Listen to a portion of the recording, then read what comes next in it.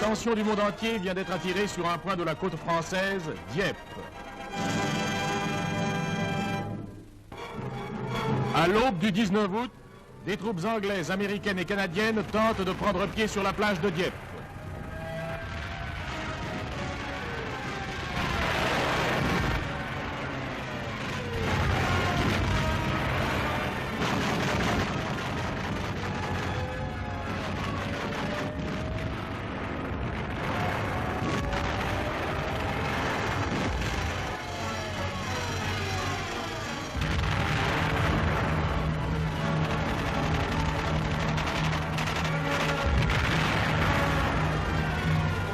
Division et son état-major forment la première vague. Au large, 26 transports qui constituent la deuxième vague de l'attaque attendent l'issue du combat.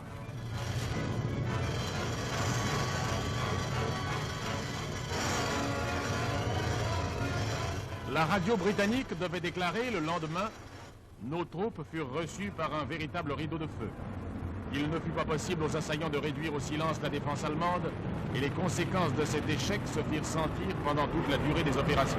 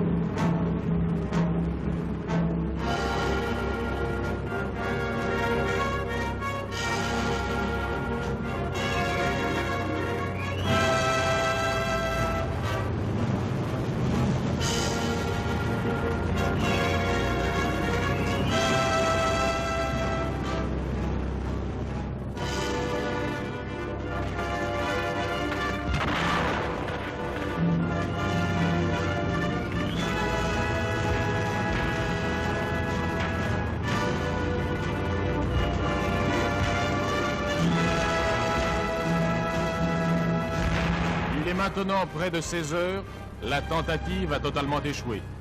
Les Anglais ont rembarqué, laissant plus de 3500 morts, prisonniers ou blessés. La bataille est terminée.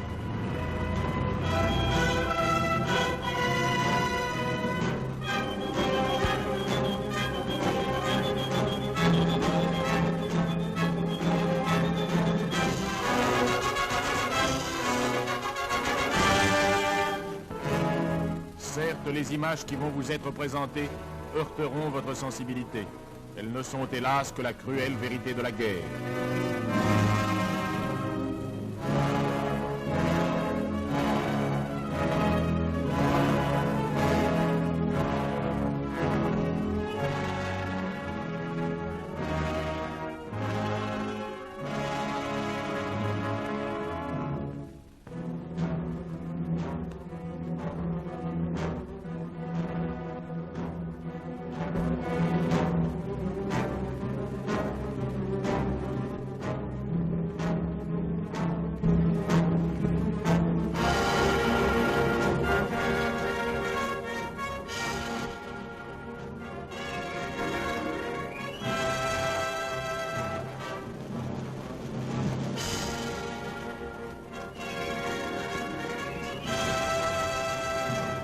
« 127 avions, 28 chars d'assaut, 5 navires de guerre, de nombreux transports de troupes ont été détruits.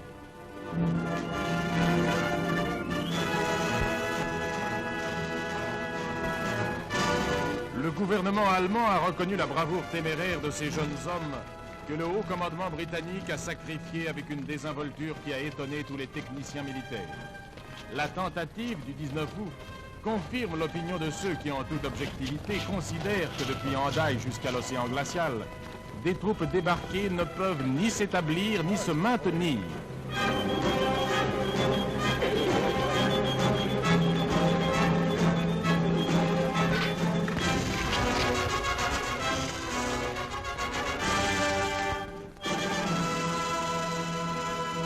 Prise 24 heures plus tard, ces vues montrent combien la population civile, par son remarquable sang-froid, méritait l'hommage que devait lui rendre le gouvernement du maréchal. En plein combat, les Diepois ont lutté contre les incendies et ravitailler ou porter secours aux défenseurs. C'est en reconnaissance de cette attitude digne et courageuse que le chancelier Hitler a fait libérer tous nos prisonniers de la région de Dieppe.